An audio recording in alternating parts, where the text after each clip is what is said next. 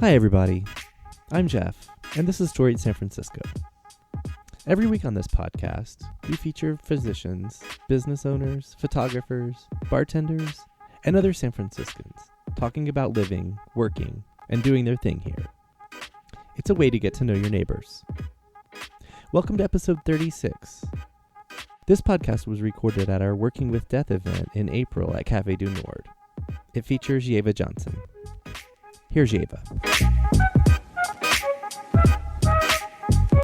Our last storyteller before a brief, 20-minute intermission.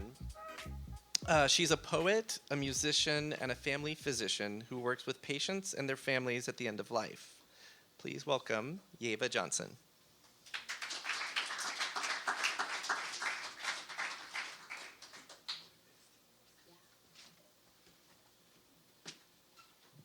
Who knew what I was doing when I said, okay, Graham, you go first, and Mason, great, I'll be the last one, right? And I thought, let me tone it down a little bit. I cannot see anyone. I'm delighted to be here with you all this evening. The theme of this program tonight was working with death, so I'm going to try to focus a little bit on working, because I do work with death quite a bit. I am a family physician. I trained on the East Coast, and sort of connecting between Graham and Mason, I trained medical school in the mid-'80s. I didn't have a lot of experience with death before going to medical school. The way we started the first day was with our cadavers, as most people hear about, or I think it's on these TV programs. That was a really challenging for me, something I was really nervous about. In my day and in my city where I trained, the medical examiner didn't have a lot of business the way Graham's did, and people were not doing autopsies so much. So each student was assigned an autopsy, but the day I was assigned, there weren't any, and I never saw one. When I was a fourth-year medical student, I got the opportunity to study for 2 months in Tanzania, which was very interesting.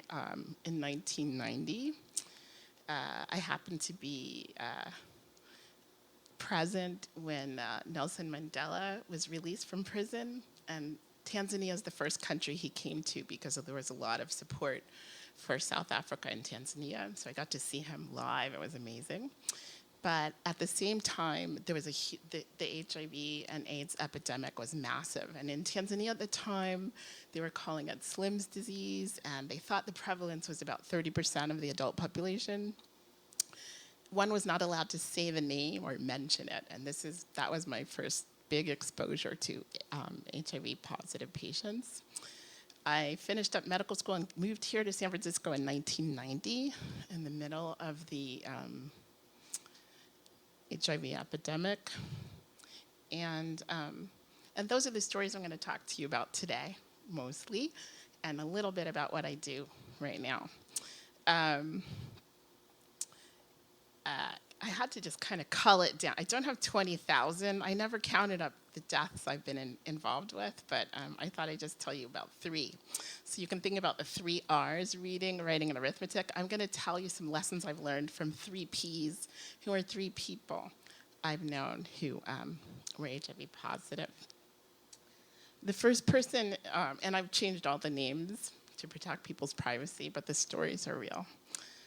One of the first people I met, and part of this has come also because I just had an opportunity to work with the Hormel LGBTQIA archive at the library, and I got assigned some materials. I trained and went to 5A, which was the AIDS ward at the time. So I'm bringing you back to when Mason was about 2 years old, 1990. So my first patient during training, I trained at San Francisco General Hospital, was Mr. Peterson. And at that time, we had limited medications available, and some patients had a lot of trouble dropping their blood pressure very low. and I was new, and this happened to Mr. Peterson. You give fluids, and that helps bring the pressure up. Mr. Peterson's blood pressure was very, very low. So we did one IV, 16 gauge in one arm, and we did another one in the other arm. And I just let the fluid go wide open, but I was an intern, and on those days, I still have my pager, I guess. Still my pager. Haven't changed. I ran around. I was on call for 36 hours, and I ran off for about 16 hours because I was really busy. And I forgot that there were 2 IVs and not one. So when I came back to Mr. Peterson, what I thought was enough fluid to save him was twice as much, and his lungs had filled up with all this fluid, and he was barely able to breathe. He's gasping, and I said, "What happened? Why didn't you call the nurses?" He said, "I'm so sorry." He said, "I know you're so busy. I didn't want to worry you." He didn't call because he was worrying about me. So that was one. That's my first P and first lesson I learned is physicians take care of patients, and patients take care of physicians. And also to try to be careful not to kill the patient when you're trying to save them. This is been a critical lesson for me. I was wonderful patient. So the second patient I would call Paul and his partner John. Paul is someone who was also in a 5A ward, very end stage. He was in the process of dying, but not dying yet. He was suffering a lot and had a lot of pain. And Paul basically asked me for help to help him die. And this is something that there's no classes about this in medical school. I didn't, at the time, it was a very different time back then, but you're not allowed to kill people, and you weren't allowed to help them die either. And Paul's partner, John, also asked me the same thing because he couldn't stand to see his suffering like that. What I understood was that we are allowed to help people with their pain and their suffering. So Paul took it upon himself. He just asked me for a lot of pain medication. And we found out, if he had pain, I'm allowed to give it to him. So we just gave him, whenever he complained of pain, gave him as much morphine as he asked for. And I was very afraid because I had never been so close to somebody who was close to dying. And Paul got a lot of morphine. And we kept giving it. And finally, Paul took a nap, but he woke up a few hours later. And I think it turned out because he had had so much pain, his body was used to morphine, and it didn't matter. You could give him so much more. He's not going to die from the morphine. He didn't die. I was nervous about that. But we did finally get his pain under control. So that was my second P. Paul taught me that lesson that life and death, these are things that are not necessarily under our control or out of our hands, and that we can really focus on people's suffering. So I learned a lot from him. The third P is somebody I will call Pedro, who was not a patient, but was someone I went to college with who moved here to San Francisco. He was a major ACT UP activist and amazing person. And at the time, there was a lot going on, and we're just talking about being survivors of an epidemic where I was only in my 20s, and people younger than me were dying, people older than me were dying, a lot of people were dying. I had no idea that Pedro was HIV positive, and I had actually assumed that he went back to New York and was still doing ACT UP stuff. I'm kind of 20th century, so I'm not on any social media. I'm not media savvy at all. So because of this assignment with the archive at the library, I found out about a database at the LGBT Historical Society. And because of looking at all these materials from 5A and thinking about that time and seeing all these ACT UP activists, I looked up Pedro's name.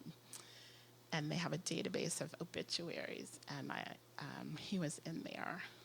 And I hadn't really realized that. I assumed he was doing a lot of really good and interesting things, but he actually died so long ago. It was so sad. So for him, it taught me also, it's not just that P teaches me, it can be your friends, it can be at work, you can be working with death, and that it's really important. The life he lived, he did a lot of amazing things. Even now, reading his obituary, it's amazing the things he did. And that you can really miss someone even decades later, something I learned from this. I just wanted to bring you all on a little bit of a journey of what things were like as a physician starting out in the 90s. I've done a lot of different things over my life and worked with death in many different ways, but now I work at Laguna Honda Hospital. And at the moment, I work on a locked dementia ward.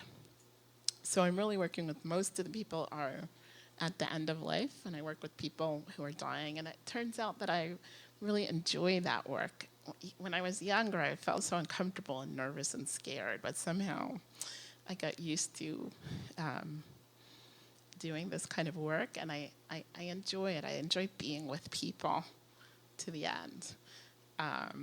As it turns out, I didn't know, I have what I describe to families and patients sometimes, not always, but sometimes I have one of those funny sixth senses of when somebody's going to die, if I know them, if I'm their physician. I have two feelings I tell people. One is they might die within the next month or so. It's going to be soon. And another one is they're going to die maybe in the next day or so. It's going to be really soon. Those are the two feelings I get. And it's amazing how I've met so many different families and patients from different countries, different places, all over the world. People are very familiar. There are a lot of people, like, this is not unusual. I never heard of this. They don't teach this in medical school either. Some people say a word in Spanish, la bruja. They say, they're different words for this thing. I've heard it from so many families. But I tell people, I can tell you about this if I feel it, or I cannot bother you with this. And they usually want me to do. I say I can sometimes be wrong about it, and I'm happy to be wrong because that means the person's going to live. I'm really delighted, but usually I'm not wrong. So, and for whatever reason, some people you don't know, but it's just a funny feeling. They could be very healthy and no reason, but I get the feeling and then something happens. So that's part of my life. This is what I do now. I wanted to connect my two stories today by sharing with you something that I've been really happy and able to bring to Laguna Honda. I am a poet. I've become a poet in the last few years and been able to bring that to Laguna Honda, my work I do. I also am a musician. And for my patients at Laguna Honda, when we have a memorial service, I play for them. For Mr. Peterson, the first P I told you about, when I looked at the archive, when I met him, he recovered. We got the fluid off his lungs. He was doing much better. But I was recently assigned to this archive, and on 5A, they kept a log of everyone's names in the beginning, at least, or for several years. So Mr. P's actual name, Mr. Peterson's actual name, was an unusual name. So I looked this name up, and I didn't realize until just a couple weeks ago that he actually died about 6 weeks after the story I told you about his lungs filling up, and I didn't know because they have us rotating around. So I thought I would ask you all to join me. I'm going to just play for Mr. Peterson, for Paul, and for Pedro, the way I do for memorial services in remembrance of my patients at Laguna Honda.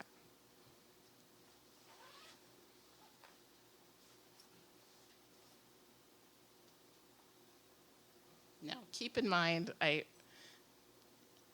play for other reasons too. So unfortunately, like at Laguna Honda, people associate my flute playing with death. And I realize I have to start doing birthdays and doing other things, but it's hard to. You're really busy when you work at Laguna Honda, so death is a priority. I will do it for that for sure. But anyway, this is just in memory of the 3Ps.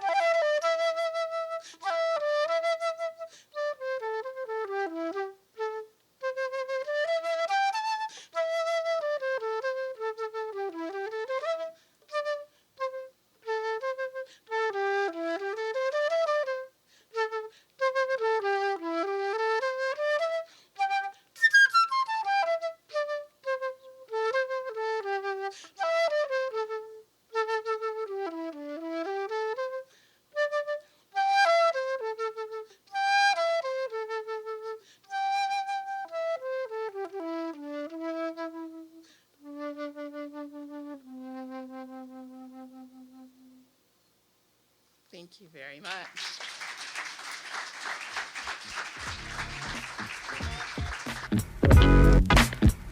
Music for the podcast is by Otis McDonald, aka Joe Bigale.